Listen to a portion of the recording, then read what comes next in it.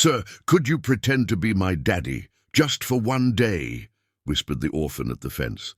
He froze.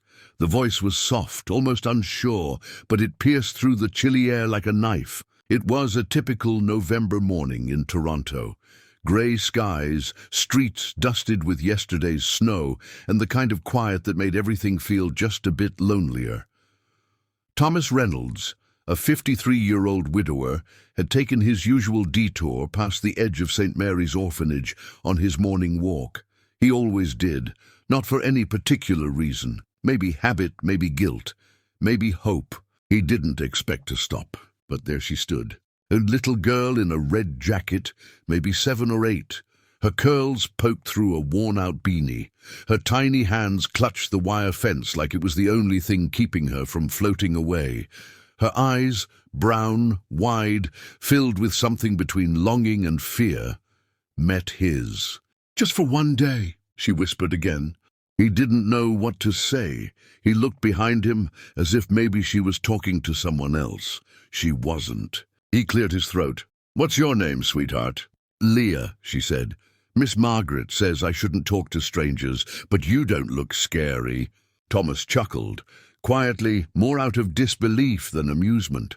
"Well, that's good, I suppose." She smiled, but it didn't reach her eyes. "I just want someone to come tomorrow," she said. "It's Dad Day, all the other kids. They have someone. Some have real dads, some just pretend ones. But no one picked me. They never do."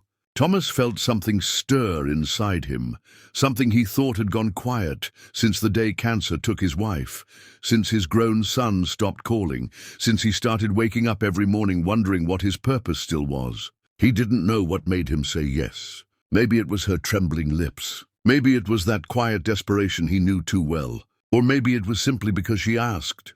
"I'll come," he said softly. "Tomorrow. I'll be your dad."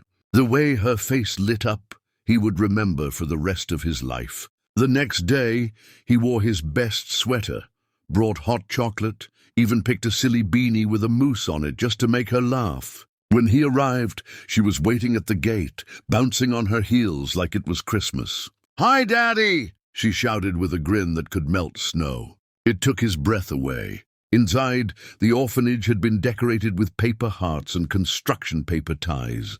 Volunteers were scattered around, pretending to be fathers to children they'd just met. But Thomas and Leah, something about them was different. They sat together, painted mugs, built a little wooden car, and shared stories.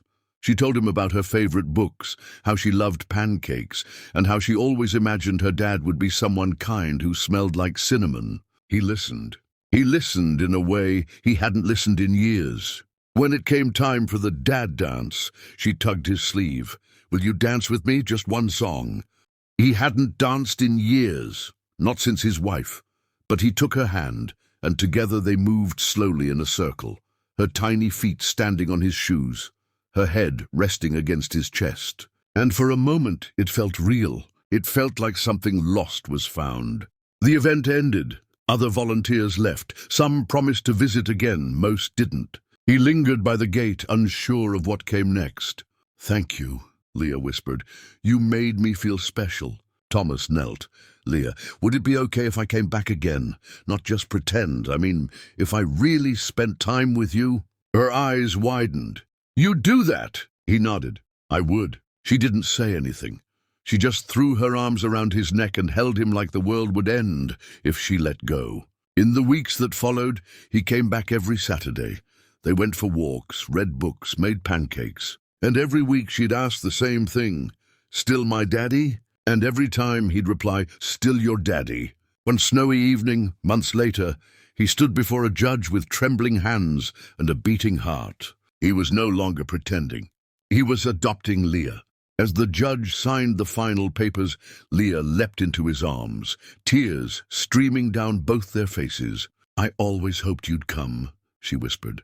"I used to dream about you." And in that moment, in a small courtroom lit by cold sunlight, an orphan found her father, and a broken man found his purpose. Two hearts, once lost, now healed by a whisper through a fence. Because sometimes all it takes is one question, and the courage to answer.